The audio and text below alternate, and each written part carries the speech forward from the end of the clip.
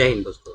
जैसा कि आप सभी को पता है कि हमने हमारे YouTube channel by exam study पर कंप्यूटर की एक नई सीरीज स्टार्ट की है। इसका 9 क्लास हम पहले कर चुके हैं और ये इसकी 10वीं क्लास है। तो चलिए क्लास को स्टार्ट करते हैं। क्लास को स्टार्ट करने से पहले अगर आप हमारे चैनल बाय एग्जाम स्टडी पर नए हैं तो चैनल को सब्सक्राइब कर लें, वीडियो को लाइक कर दें, ऐसे अपने दोस्तों के साथ शेयर कर दें। तो चलिए आज की क्लास स्टार्ट करते हैं और देखते हैं आज का टॉपिक। तो आज का जो हमारा टॉपिक रहने वाला है वो है डाटा निरूपण, जो कि इसका पार्ट 2 है। इसको इंग्लिश में बोला जाता है डाटा रिप्रेजेंटेशन। ठीक, इसका पार्ट 1 हम हमारे YouTube channel by exam study पर अपलोड कर दिए हैं। आप हमारे YouTube channel by exam study पर जाकर उसे देख सकते हो। तो चलिए आज की क्लास स्टार्ट करते हैं और देखते हैं आज का टॉपिक। तो आज की क्लास स्टार्ट करने से पहले हम डाटा के बारे में कुछ जानकारी हासिल कर लेते हैं कि डाटा होता क्या है और डाटा का उपयोग क्यों किया जाता है। तो आज का जो टॉपिक हमारा वो है डाटा रिप्रेजेंटेशन। इससे पहले वाली क्लास में भी मैंने आप लोग को बताया है कि डाटा होता क्या है, लेकिन हम इस क्लास को स्टार्ट करने से पहले उस चीज़ के बारे में थोड़ा सा वापस उसको रिपीट कर लेते हैं। ठीक, तो डाटा जो होता है वो एक, जैसे कि हम सभी एक दूसरे से बात करते हैं वैसे ही कंप्यूटर भी हमारे द्वारा भेजे गई बातों को अपने रूप में समझती है। और कंप्यूटर जो लैंग्वेज समझती है उसे बोला जाता है मशीन लैंग्वेज। मशीन लैंग्वेज जो होता है वो एक बाइनरी फॉर्म में होता है, जो कि 0 और 1 की कोडिंग होती है।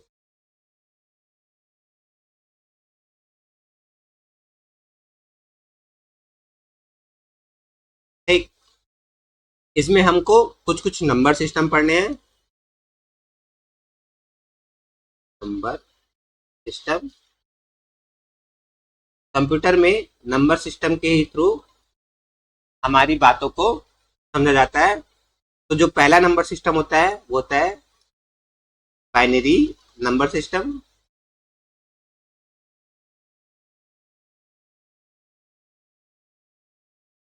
बाइनरी नंबर सिस्टम में 0 और 1 होता है। इसका जो घात होता है वो 2 होता है। ठीक, दूसरा नंबर सिस्टम होता है ऑक्टल नंबर सिस्टम।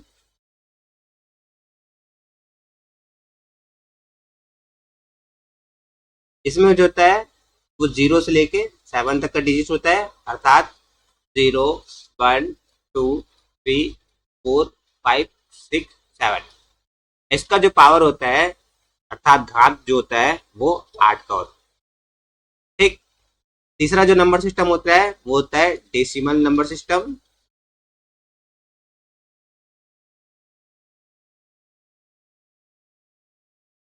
इसमें जो डाटा होता है वो 0 से 9 तक का, अर्थात 0 1 2 3 4 5 6 7 8 और 9।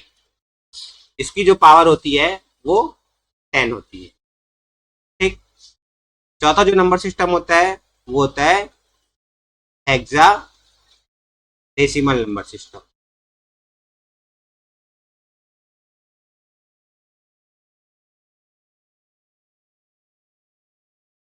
ये 0 से लेके 9 तक तो होता है, उसके अलावा ए से लेके एफ तक होता है। अर्थात इसको बोल सकते हैं हम कि 0 1 2 3 4 5 6 7 8 और 9। इसके अलावा A B C D E और एफ। ए को 10 बोला जाता है, बी को 11, सी को 12, डी को 13, ई को 14 और एफ को 15। अर्थात इसमें 0 से लेके 15 तक होता है और इसकी जो घात होती है वो 16 की होती है। ठीक, चलिए आगे देखते हैं। इसके अलावा कुछ चेंजेस होते हैं जो कि नंबर सिस्टम को एक नंबर से दूसरे नंबर में चेंज किया जाता है। तो अब देखते हैं हम कि कितने नंबर सिस्टम के चेंजेस होते हैं। तो पहला जो नंबर सिस्टम चेंज होता है वो होता है बाइनरी से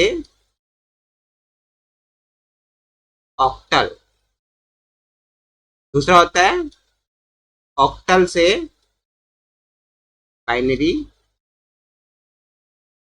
तीसरा होता है बाइनरी से डेसिमल।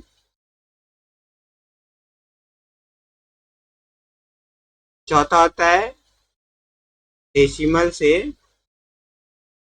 बाइनरी। पांचवा होता है बाइनरी से हेक्साडेसिमल। छठवा होता है हेक्साडेसिमल से बाइनरी। इसके अलावा सातवां होता है ऑक्टल से डेसिमल। आठवां होता है डेसिमल से ऑक्टल। नौवां होता है ऑक्टल से हेक्साडेसिमल।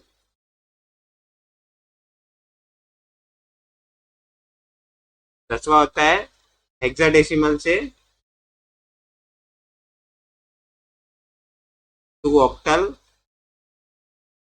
11वां होता है डेसिमल से हेक्साडेसिमल। और 12वां होता है हेक्साडेसिमल से डेसिमल। इतने नंबर चेंजेस होते हैं जो कि इसमें आवश्यकता पड़ेगी। ठीक, तो चलिए आज क्लास स्टार्ट करते हैं और देखते हैं आज का क्वेश्चन। तो आज का जो हमारा पहला क्वेश्चन रहने वाला है वो है क्वेश्चन नंबर 21। क्वेश्चन नंबर 21 बोला गया है बाइनरी संख्या 101001100 बाइनरी का ऑक्टल समतुल्य क्या होगा। तो इसका ऑक्टल पूछा गया है। तो जब किसी भी बाइनरी से ऑक्टल चेंज करते हैं, बाइनरी से ऑक्टल चेंज करते हैं तो ऑक्टल के लिए हम बाइनरी नंबर के 3 का जोड़ा बनाते हैं। 3 का जोड़ा बनाते हैं। अर्थात मैं आपको समझाता हूं इस चीज को क्वेश्चन के थ्रू में। क्वेश्चन में बोला गया है 101001100। ये आपका बाइनरी दिया गया है, इसको हमको ऑक्टल में चेंज करना है। ठीक, तो मैंने अभी बताया कि जब बाइनरी नंबर होते हैं उसके 3 का जोड़ा बनाया जाता है। अर्थात इसके हम 3 का जोड़ा बनाएंगे। ये 3 का जोड़ा, ये 3 का जोड़ा और ये 3 का जोड़ा, ये 3 का जोड़ा बनाया जाता है। अब एक बाइनरी नंबर की सबसे हाई डिजिट होती है 1 1 1 1। ये आपको पता रहना चाहिए। इस 1 का मतलब होता है 2 की पावर 0 अर्थात 1। इस 1 का मतलब होता है 2 की पावर 1 अर्थात 2। इस 1 का मतलब होता है 2 की पावर 2 अर्थात 4। और इस 1 की पावर होता है 2 की पावर 3 अर्थात 8।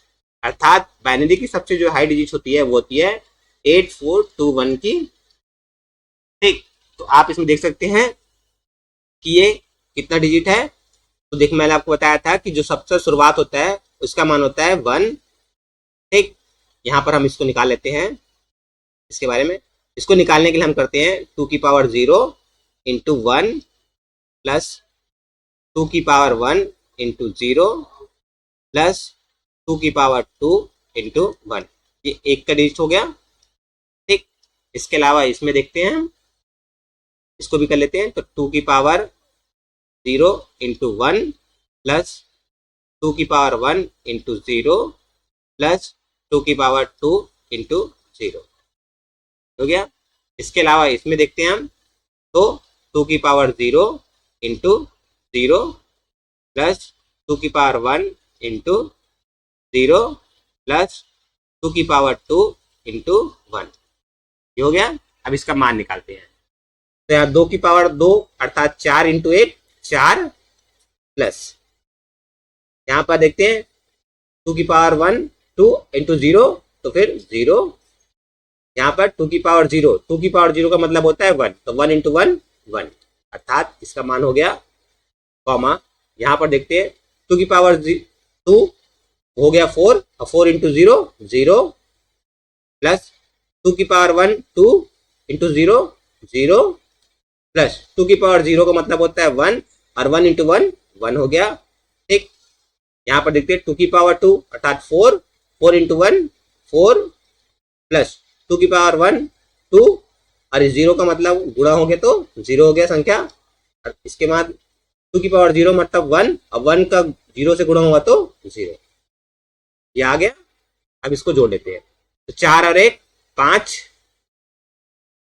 यहाँ पर 1 और यहाँ पर 4। ठीक, तो 514 ये आपका ऑक्टल नंबर है। आप देख सकते हैं कौन सा ऑप्शन में 514 है, तो ऑप्शन बी अर्थात क्वेश्चन नंबर 21 का जो सही आंसर होगा वो होगा ऑप्शन बी। ठीक, चलिए नेक्स्ट क्वेश्चन देखते हैं। Question number 22। क्वेश्चन नंबर 22 बोला गया है 4A2.8D हेक्साडेसिमल को निम्न में से कौन सी बाइनरी फॉर्म है। यहाँ बोल दिया गया है कि यहाँ बोला है क्या है, हेक्साडेसिमल से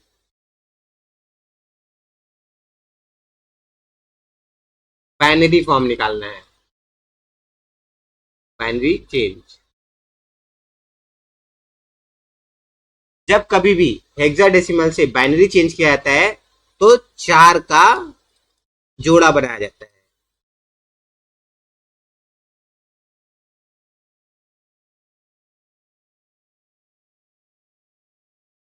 ठीक, चलिए देखते हैं। अब क्वेश्चन दिया गया है 4A2.8D ये आपका दिया है हेक्साडेसिमल में, इसको हमको बाइनरी फॉर्म में लाना है। ठीक, चलिए निकालते हैं। तो सामने जो दिया गया है हम यहाँ पर बाइनरी की सबसे हाई डिजिट कहीं लिख लेते हैं। तो हम लिख लेते हैं यहाँ पर इसकी 1 1 1 1। ये बाइनरी की हाई डिजिट होती है। इसका मतलब होता है 1, इसका मतलब होता है 2, इसका मतलब होता है 4 और इसका मतलब होता है 8। अब ये कैसे आया, इससे पहले वाली जस्ट क्वेश्चन में मैंने आपको बताया है, आप वहां देख सकते हैं। ठीक, तो हमको बता दिया गया है कि 4 शुरुआत का है जो 4, इसको प्रॉपर अलग से फैला के लिख लेते हैं। 4 ए को हम बोलते हैं 10, ए का मान होता है ना 10 ना, फिर उसके बाद में 10 और उसके बाद 2। ठीक, फिर डॉट 8 और डी, डी मतलब हो जाता है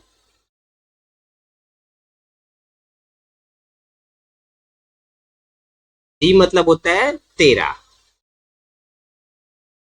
ठीक, ये आपका हेक्साडेसिमल में है। अब इसको हमको बाइनरी में चेंज करना है। तो बाइनरी चेंज करने के लिए आपको मैंने बताया था कि किसी भी संख्या का 4 का जोड़ा बनेगा, तो 4 की हाई डिजिट नंबर बनाएंगे।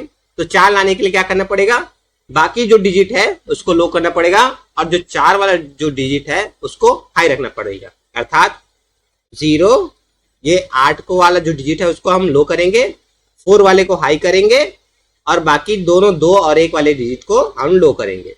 तो ये हमारा 4 का कॉम्बिनेशन बन गया।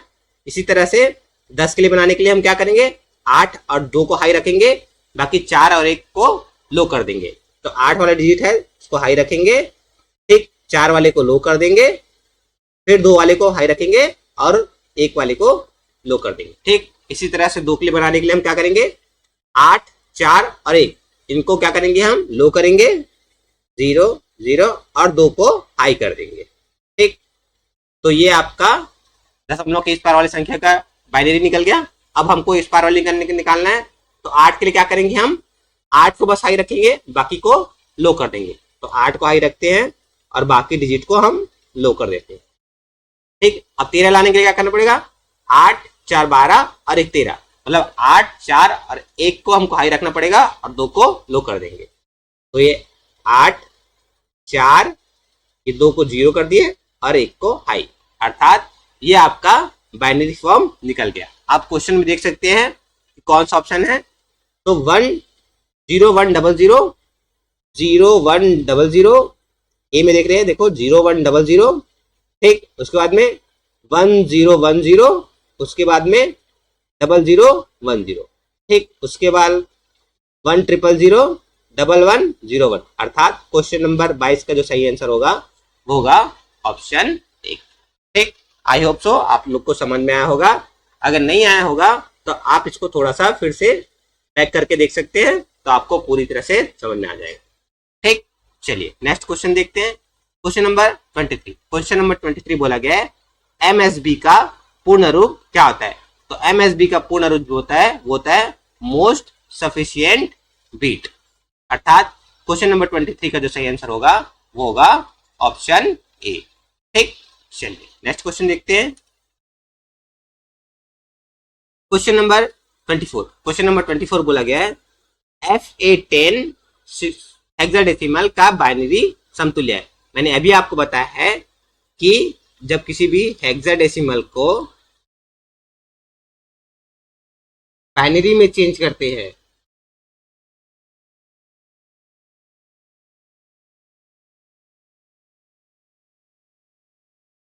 तो 4 का जोड़ा बनाया जाता है।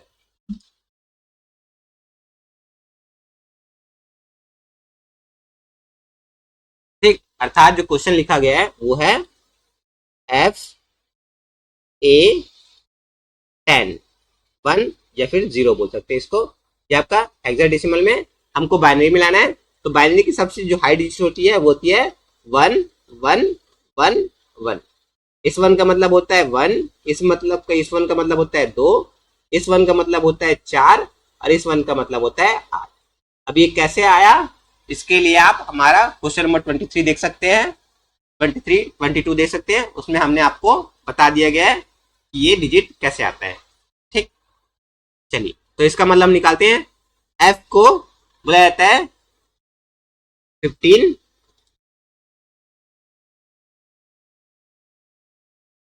ए को बोलते हैं 10 और ये 1 और 0। ठीक, अर्थात 15 10 1 और 0, हमको इसका बाइनरी फॉर्म निकालना है। ठीक, 15 के लिए हम लिखेंगे 8 4 12 2 14 और 1 15, अर्थात 15 के लिए जो सारे बाइनरी डिजिट होंगे वो हाई होंगे, अर्थात सभी को हाई करेंगे तो हमारा 15 बन जाएगा। ये हमारा 4 का जोड़ा बन गया 15 के लिए। उसी तरह से हम 10 बनाएंगे, तो 8 और 2 10, बाकी को हमको 0 रखना पड़ेगा। तो ये 8, इसको लो करेंगे, ये 4 का जोड़ा बन गया इसका। ठीक, और 1 और 1 ये तो बाइनरी फॉर्म पहले से है, तो इसको हमको कुछ नहीं करना है, जैसा है वैसे इसको लिख देना है। ये आपका बाइनरी निकल गया। आप देख सकते हैं क्वेश्चन में कहां पर है ये, तो क्वेश्चन नंबर ऑप्शन ए देखिए, ऑप्शन ए लिखा है 4 बार 1, ठीक, उसके बाद 1 0 1 0, उसके बाद 1 0, अर्थात क्वेश्चन नंबर 24 का जो सही आंसर होगा वो होगा ऑप्शन ए। ठीक, चलिए नेक्स्ट क्वेश्चन देखते हैं। Question number 25। क्वेश्चन नंबर 25 बोला गया है निम्न में से दशमलव संख्या 890 के ऑक्टल संख्या क्या है। तो जब यहां बोल दिया गया हमको डेसिमल से ऑक्टल में चेंज करना है, ऑक्टल में चेंज, जब हम किसी डेसिमल से ऑक्टल में चेंज करते हैं तो हम डेसिमल की संख्या को, से 896 है, इसको हम ऑक्टल से भाग देते हैं। ठीक, हम इसको भाग देंगे ऑक्टल से, अर्थात 8 से, और जो शेष फल बचेगा हम इसको इधर लिखेंगे। ठीक, अर्थात 8 एकम 8, 8 एकम 8 और 8 दूनी 16। शेषफल क्या बचा? 0, तो हमको 0 यहाँ लिखेंगे।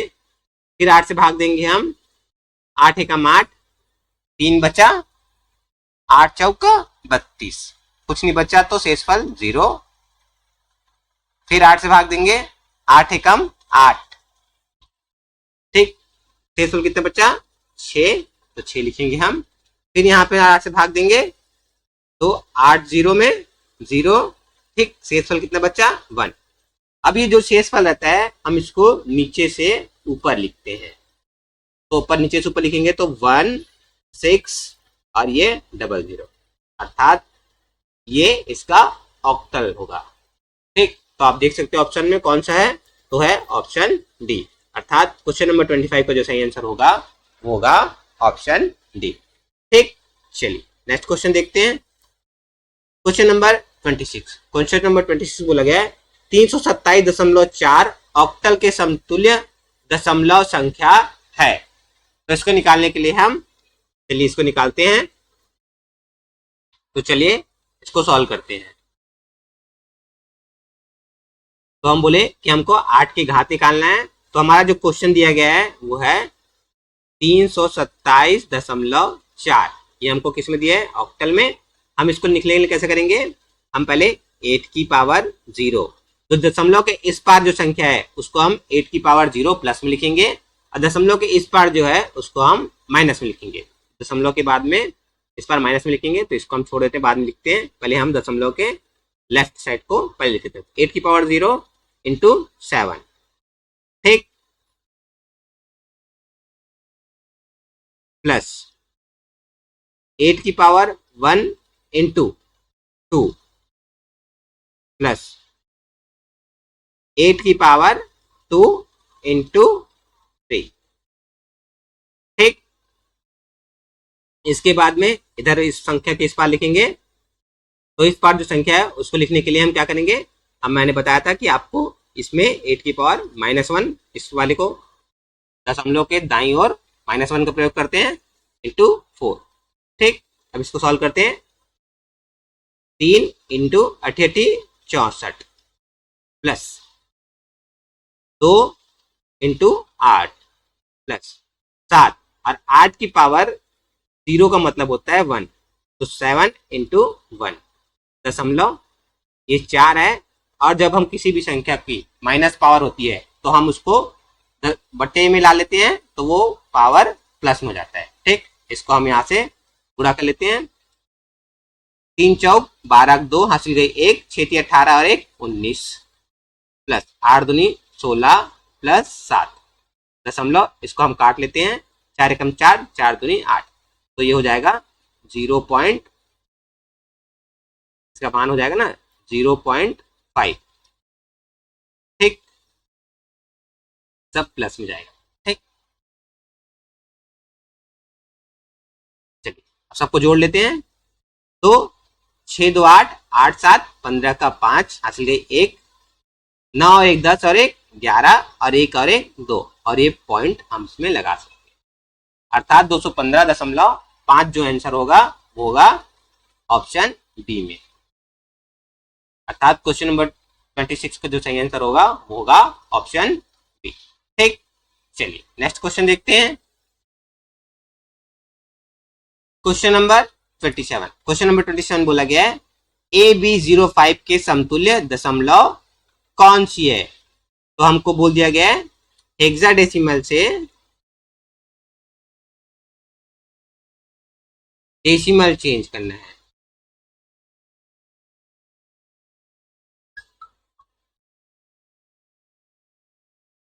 तो जब हम हेक्साडेसिमल से डेसिमल चेंज करते हैं तो 16 की घात का इस्तेमाल करते हैं, घात का प्रयोग करते हैं, ठीक। अर्थात क्वेश्चन जो हमारा लिखा गया है वो है AB05, ठीक। ए का मतलब होता है 10, बी का मतलब होता है 11, और ये 05 तो 05 है। इसको हमको चेंज करना है डेसिमल में, ठीक। तो मैंने अभी बताया था 16 की पावर इस्तेमाल करेंगे, तो 16 की पावर 0 इंटू 5 प्लस 16 की पावर 1 इंटू 0 प्लस 16 की पावर 2 इंटू 11 प्लस 16 की पावर 3 इंटू 10। ठीक, ये होगा। अब हम कर लेते हैं 16 की पावर 0 मतलब कि 16 की पावर 0 मतलब कि होता है 1, 1 इंटू 5 5 प्लस 16 की पावर 1 16 इंटू 0 0 प्लस 16 का स्क्वायर, हम यहाँ पर 16 का स्क्वायर कर लेते हैं। 16 का स्क्वायर करने हैं, 16 का पहले 6 का स्क्वायर करेंगे, 6 का स्क्वायर 36, 36 का 6 लिखेंगे, हम यहाँ से 3 लेंगे, 6 दूनी 12, 12 और 3 15 का 5 हासिल गई 1 और 2 एकम 2 और 1 3, 1 का स्क्वायर 1 और 1 2, 256। अर्थात 16 का जो स्क्वायर होता है वो होता है 11 इंटू 256।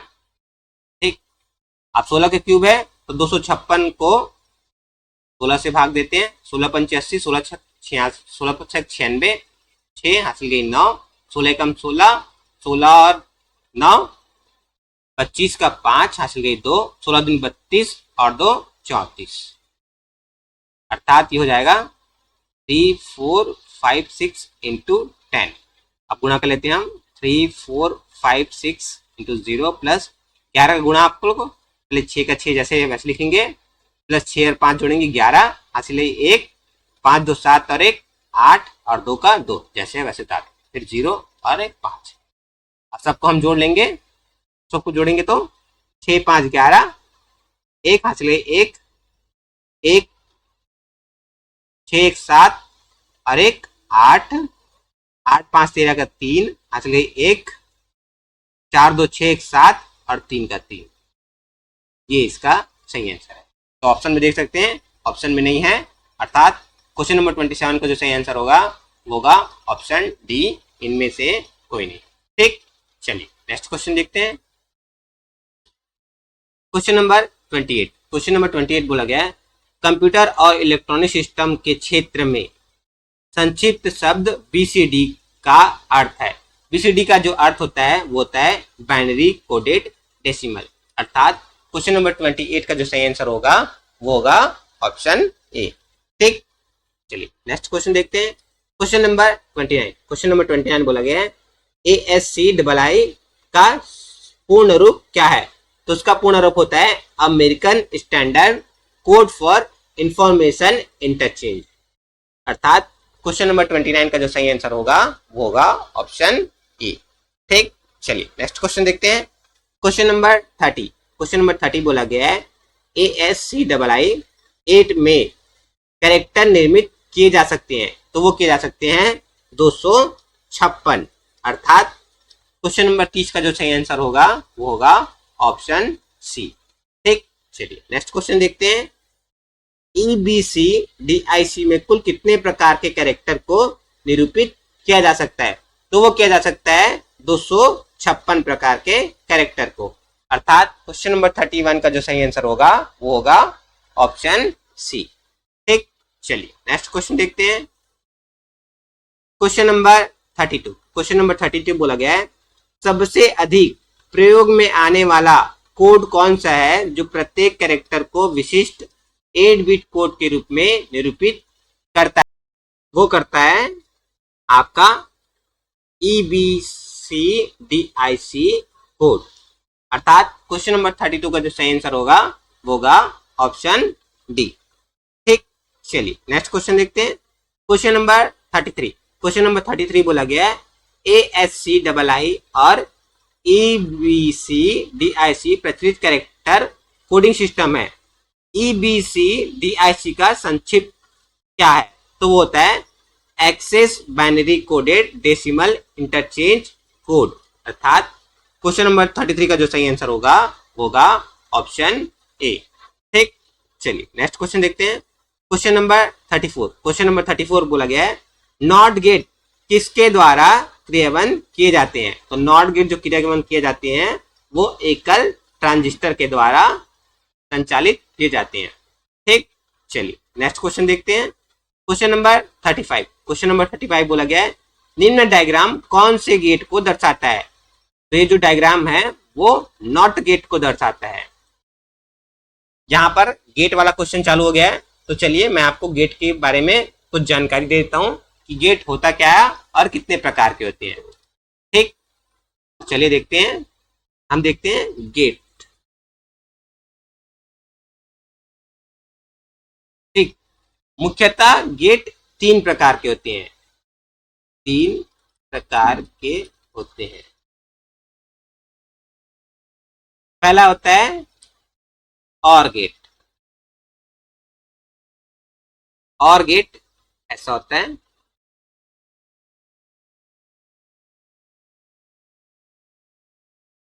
इसमें 2 इनपुट होते हैं और इसका आउटपुट होता है, और का सिंबल प्लस में होता है।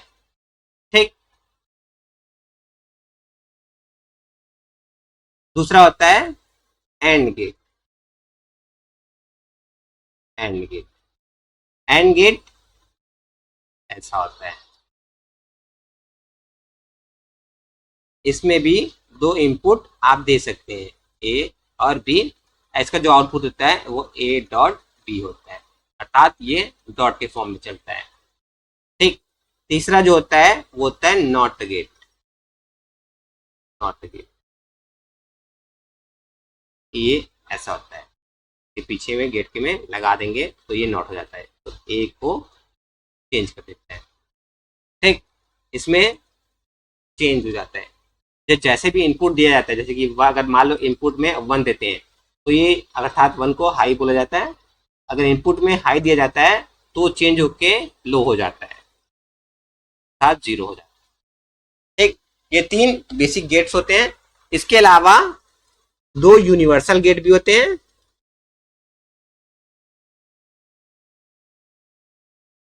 वो होता है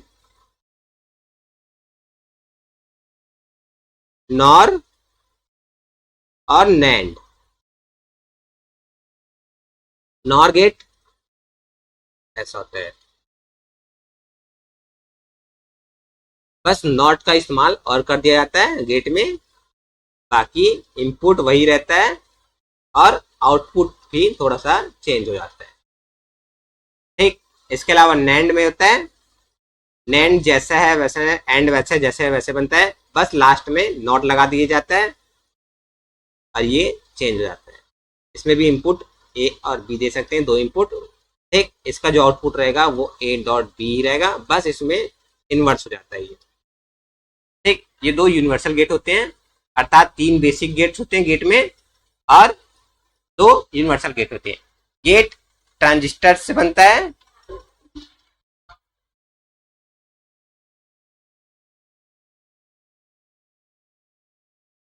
ठीक, चलिए आगे क्वेश्चन देखते हैं और आगे आपको क्वेश्चन में और थोड़ा मैं समझा दूंगा इस चीज। ठीक, चलिए देखते हैं क्वेश्चन नंबर 36।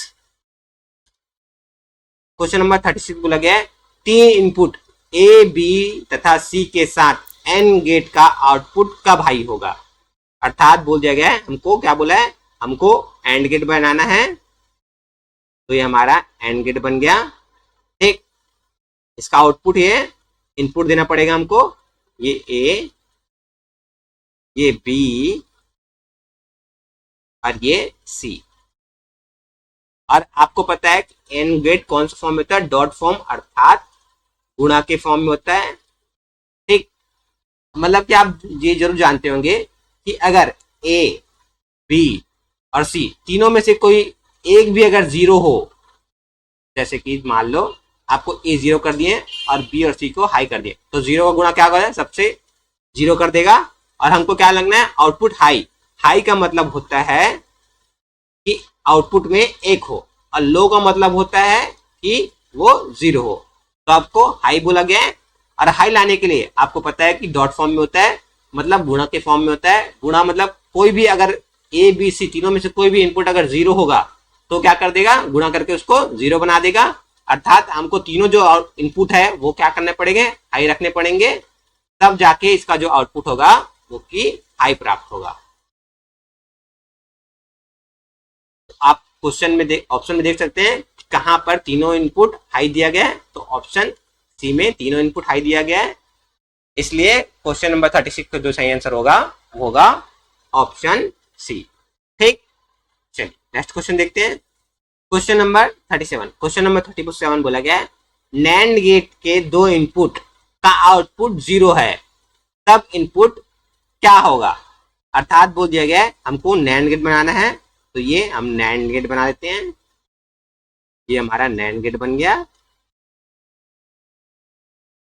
ठीक, हमको क्या बोला गया है, दो इनपुट का आउटपुट 0 है, अर्थात ये आउटपुट हमको 0 हो गया है। ठीक, तब इनपुट क्या होगा।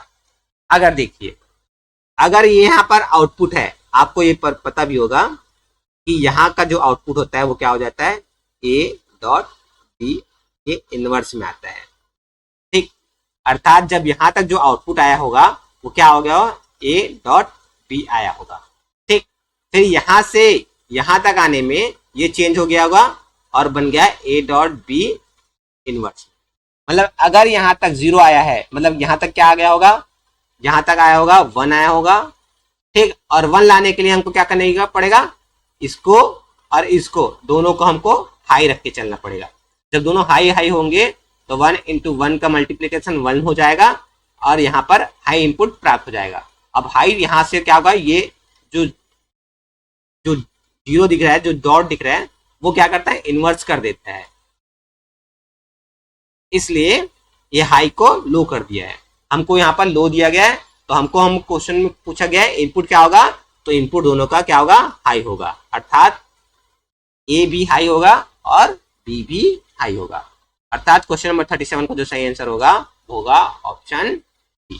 ठीक, चलिए नेक्स्ट क्वेश्चन देखते हैं। क्वेश्चन नंबर 38, क्वेश्चन नंबर 38 बोला गया है एक एंड गेट प्राप्त करने के लिए कितने नैंड गेटों की आवश्यकता होती है, तो वो होती है 4 नैंड गेटों की। ठीक, चलिए नेक्स्ट क्वेश्चन देखते हैं। क्वेश्चन नंबर 39, क्वेश्चन नंबर 39 बोला गया है नैंड गेट के इनपुट में कितने मान होंगे, तो वो होंगे 2। अर्थात क्वेश्चन नंबर 39 का जो सही आंसर होगा वो होगा ऑप्शन डी। ठीक, चलिए नेक्स्ट क्वेश्चन देखते हैं।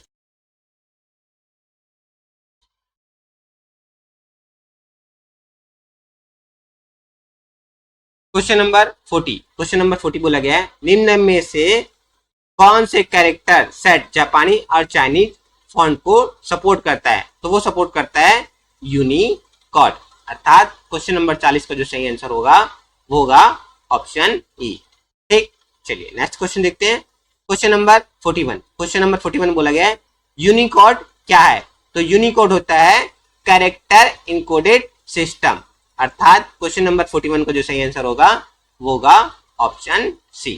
ठीक, नेक्स्ट क्वेश्चन है क्वेश्चन नंबर 42, क्वेश्चन नंबर 42 में बोला गया है निम्न में से कौन सा गेट यूनिवर्सल गेट की तरह नामित है, तो मैंने अभी आपको बताया है कि यूनिवर्सल गेट कौन सा होता है, तो ये देख सकते हैं आप यूनिवर्सल गेट कौन सा होता है, तो होता है नॉर और नैंड। ठीक, तो हम यहाँ देख सकते हैं कि हमको कहां पर नॉर और नैंड दिया गया है, तो नॉर और नैंड दिया गया है हमको ऑप्शन ए में। अर्थात क्वेश्चन नंबर 42 का जो सही आंसर होगा वो होगा ऑप्शन ए।